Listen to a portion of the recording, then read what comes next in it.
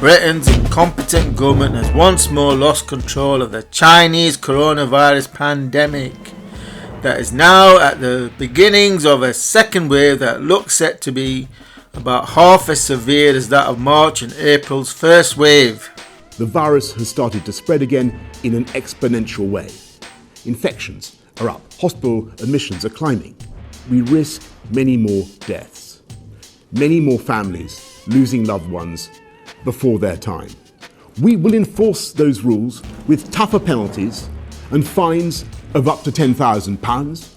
We will put more police out on the streets and use the army to backfill if necessary. If people don't follow the rules we've set out, then we must reserve the right to go further. We must take action now because a stitch in time saves 9. But who is spreading the virus? You only have to venture out to the local supermarket or shopping mall to see why the virus is starting to accelerate again. For what you tend to see are the rebellious young, i.e. those aged roughly between 18 and 29, of whom probably less than half are wearing masks, whilst those aged say 30 to 49, whilst more likely to wear masks, may have them below their noses or even worse below their chins, thus defeating the whole purpose of wearing masks in attempts at slowing the spread of the virus. These observations are born out of the data as this graph illustrates, where those aged 20 to 29 are the primary population pool sparking the spread of the Britain's second wave, starting early August and is now in full swing, reaching over 60 per 100,000, up from 15 early August. Just a point, I've got a sore throat. I hope I'm not coming down with coronavirus, so bear that in mind and allow some leeway because I've got a sore throat. It's not coronavirus, probably not. Probably just mild flu, cold coming on. Anyway, we'll find out in about a few days' time. So where was I?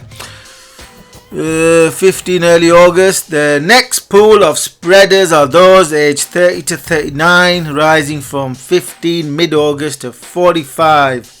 Pools of infected who are now fast feeding the spread of the virus to the rest of the population, as all curves are on an upwards trend trajectory.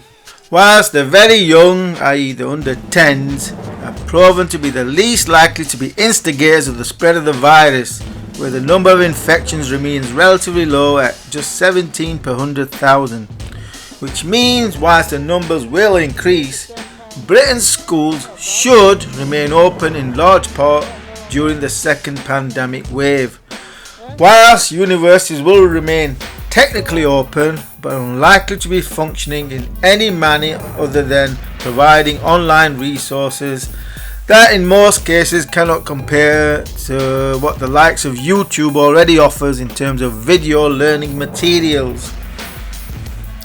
So the primary instigators of Britain's second pandemic wave are those roughly aged between 18 and 40 for not following social distancing and mask wearing rules. Hence the broadcast media full of bad behaviour when the pubs close and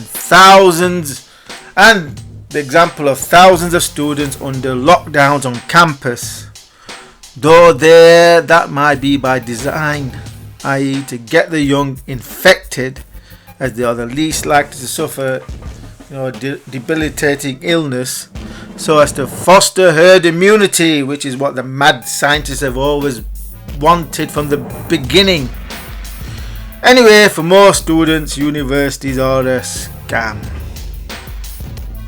This video is an excerpt from my extensive analysis that concludes in a detailed trend forecast for the stock market into December 2020, the whole of which is first being made available to patrons who support my work.